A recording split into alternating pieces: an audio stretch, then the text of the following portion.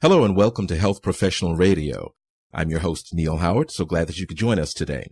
Many of us have dealt with the issue of breast cancer, either on a personal level or someone that we know has developed breast cancer. It is a disease that afflicts not only women, but men as well. Our guest in studio today is Anisa Palmer. She's the executive director and founder of I Will Survive Incorporated in Atlanta, Georgia since 2010.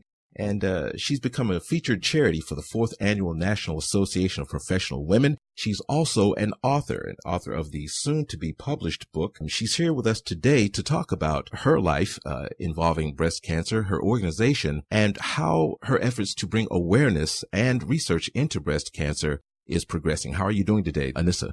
I am doing excellent, Howard, and thank you so much for having me on the show. Not a problem. Thank you so much for allowing us to take up some of your time. Now, could you tell us a little bit about yourself? I understand that you are a veteran. Yes, I am. Served in the Army back when everyone started legally being able to drink. So certainly look at that as quite interesting. But I wanted to be a part of something great in the world. And little did I know, I thought I was doing something like the Peace Corps. And I wasn't. At the same time, I learned so much. And learn to take the good and the bad and make the best of every situation. And it was my second tour serving in Iraq, and I survived.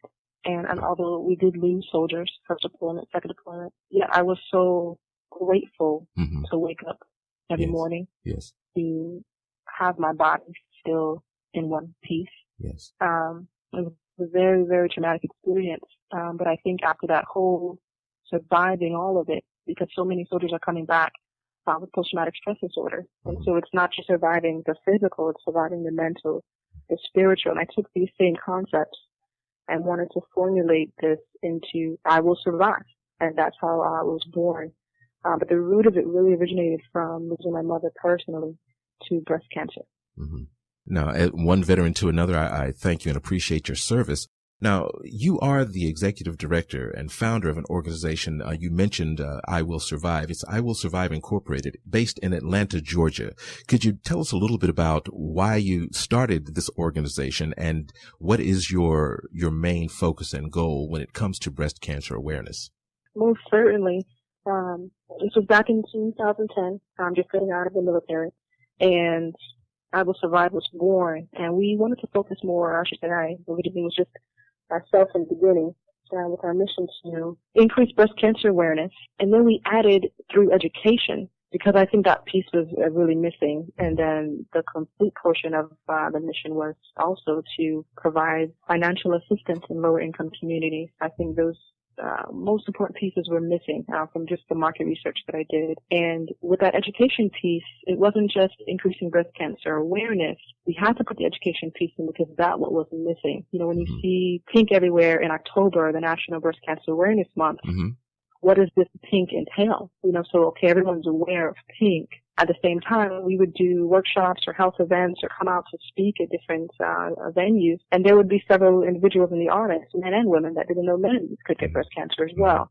You know, so we wanted to be the difference in changing this this whole pink idea and make it more. You know, it has to be more. It can't just, you know, it's not all pretty and pink. What is one of the main misconceptions that you run into when you begin to discuss your organization and your efforts?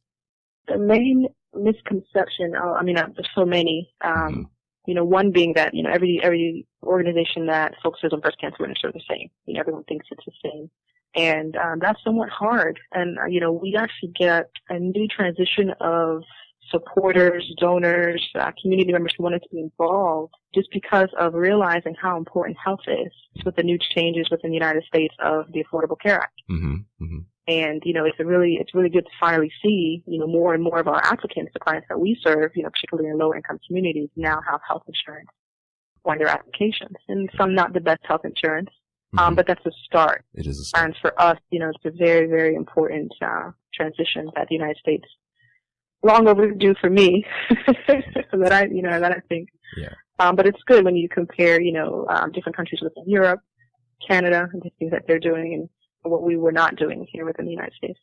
Now, as we wrap up this segment, I'd like to ask you a couple of questions. First of all, When it comes to raising breast care awareness among physicians, those who may not specialize in breast cancer or cancer at all, and they have something totally different that they're focused on in their practice and their career, how much education do you find yourself giving other physicians?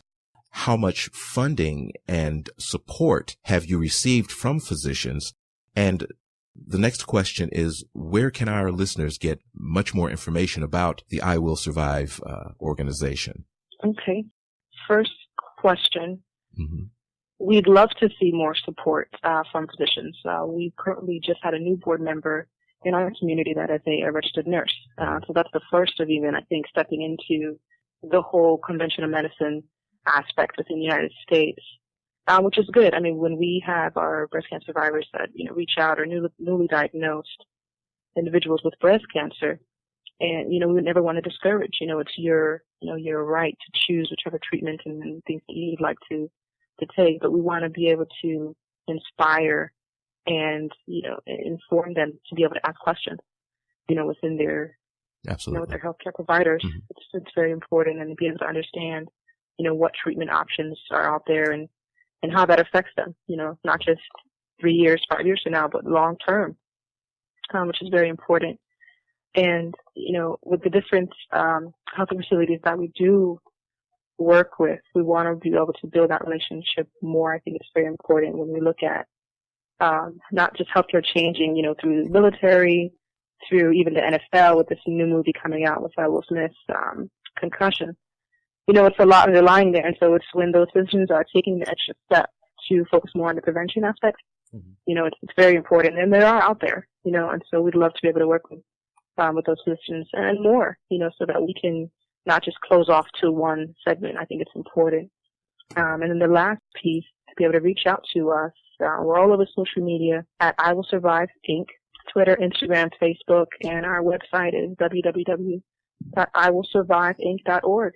You've been listening to Health Professional Radio. I'm your host, Neil Howard. It's been a pleasure this afternoon talking with Ms. Anisa Palmer, the Executive Director and founder of the I Will Survive Incorporated organization located here in Atlanta, Georgia, where her efforts are to bring awareness and also to gain support from the community at large and physicians especially.